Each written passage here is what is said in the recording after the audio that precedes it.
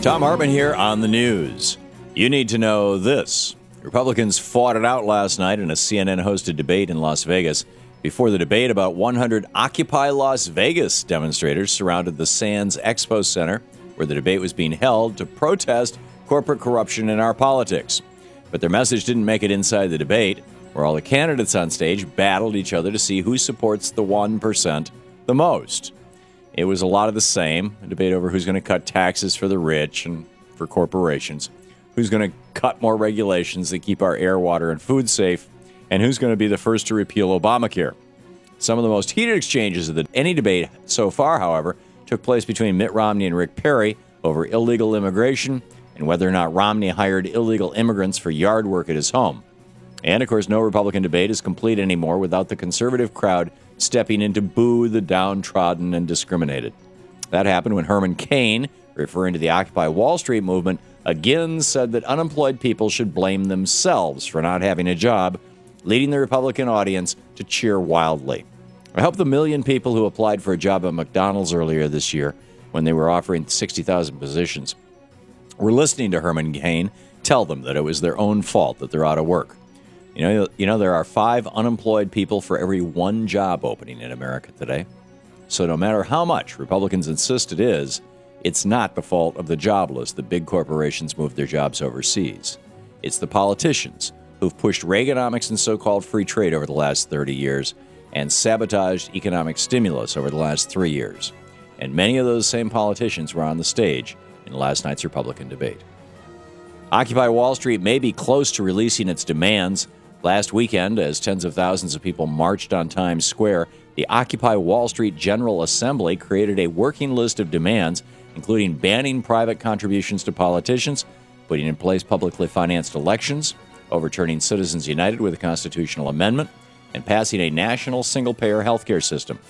The working list has yet to be adopted by the full General Assembly in New York, but plans are underway to hold a National Assembly meeting next year on July 4th in the city of Philadelphia. According to the group's website, 1 male and 1 female delegate from each congressional district will be elected by local Occupy movements and will converge on Philadelphia to join others in creating a petition of grievances to be submitted to all members of Congress, the Supreme Court, and the President before the 2012 elections. It's unclear if other cities besides New York have agreed to this plan of action. In the best of the rest of the news, a week after Republicans in the Senate blocked President Obama's American Jobs Act with another filibuster, Democratic Senator Frank Lautenberg has a new proposal. Bring back Franklin Roosevelt's Works Progress Administration. The new WPA, envisioned by Senator Lautenberg, would put millions of Americans back to work building schools, firehouses, highways, water treatment plants, weatherizing homes, and pretty much doing whatever else needs to be done to rebuild and renovate America. The program would also fund programs to train unemployed and unskilled workers. The new WPA is completely paid for by levying a 5.6% surtax on individuals who make more than $1 million, many of whom currently pay lower taxes than middle-class Americans. So will Republicans get behind creating millions of jobs? Or will they get behind protecting tax breaks for the top 1%?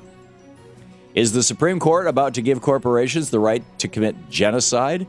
The High Court has agreed to hear the case of Kjobel versus Royal Dutch Petroleum, which could give corporations immunity from any lawsuits for their employees murdering, raping, or torturing people in the areas where they're drilling oil if they're carrying out corporate policies. According to the Alien Tort Act law, private parties are responsible and can be sued for violations of international law. However, a recent Second Circuit Court decision ruled that corporations are not considered private parties and thus cannot be sued or held liable for breaking international law. If the Supreme Court decides to uphold this ruling, then the consequences could be disastrous.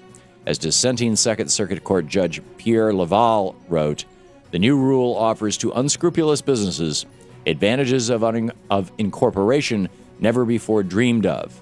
So as long as they incorporate, businesses will now be free to trade in or exploit slaves, employ mercenary armies to do dirty work for despots, perform genocide, or operate torture prisons for a local dictator or engage in piracy, all without civil liability to victims.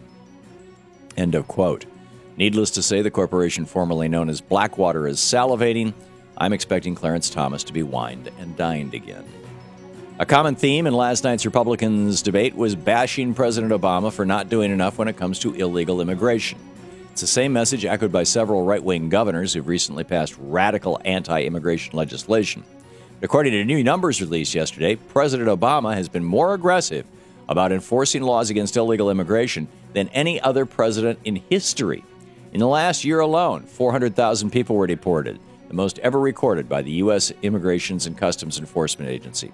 But, of course, that won't stop the Republicans from their illegal immigration fear-mongering, even if it means kids in Alabama are too afraid to go to school because of that state's new, harsh anti-immigration law. And that's the way it is today, Wednesday, October 19th, 2011. I'm Thom Hartmann on the news.